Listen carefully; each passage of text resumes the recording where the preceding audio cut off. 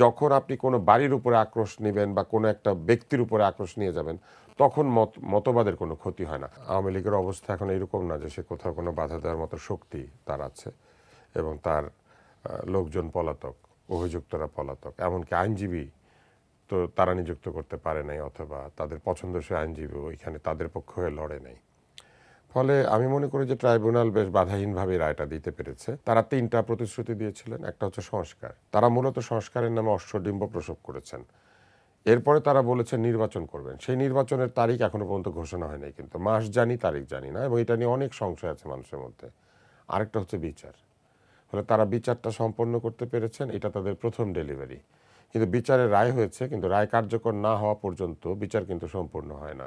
শুধু রাজসাক্ষী দিলেই শাস্তির পরিমাণ এত কমে যাবে, যেখানে উনি সাক্ষী না হলে ওনারও কিন্তু মৃত্যুদণ্ডের কাউন্টই ছিল।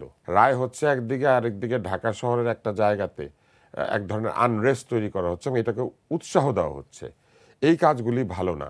এবং আজকের দিনেই বাংলাদেশের প্রথম ইমিউনিটি বুস্টার সমৃদ্ধ ফ্যান্টাস্টিক হ্যাপি এনার্জি বিস্কিট বন্দরের চুক্তি স্বাক্ষর করা হচ্ছে। এইটা 24 ঘন্টা 48 ঘন্টা অপেক্ষা করা গেল না।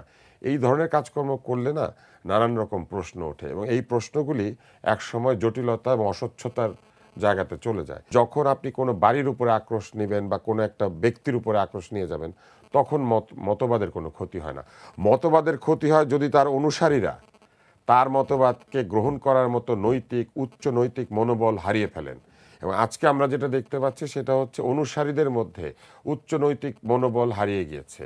তাদের মধ্যে চোর আছে, তাদের মধ্যে বাটপার আছে, তাদের মধ্যে ব্যাংক লুটেরা আছে, তাদের মধ্যে এমন ব্যক্তি আছেন যারা নির্বাচন করে নির্বাচিত হয়েছেন কিন্তু নিজের ব্যাংকের টাকা চুরি করেছেন, ইসলামী নাম দিয়ে ব্যাংক তৈরি করে সেইখান থেকে টাকা চুরি করেছেন।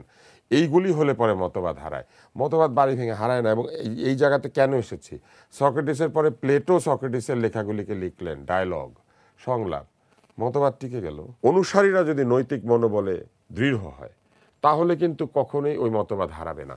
আর অনুসারীরা যদি সেই মতবাদকে ধারণ করার অনুপযুক্ত হয়, অযোগ্য হয়, মূর্খ হয়, চোর হয়, বাটপার হয়, গণতন্ত্র ধ্বংসকারী হয়, তাহলে বাড়ি ভাঙার কোনো প্রয়োজনীয়তা নাই, এমনি মতবাদ হারিয়ে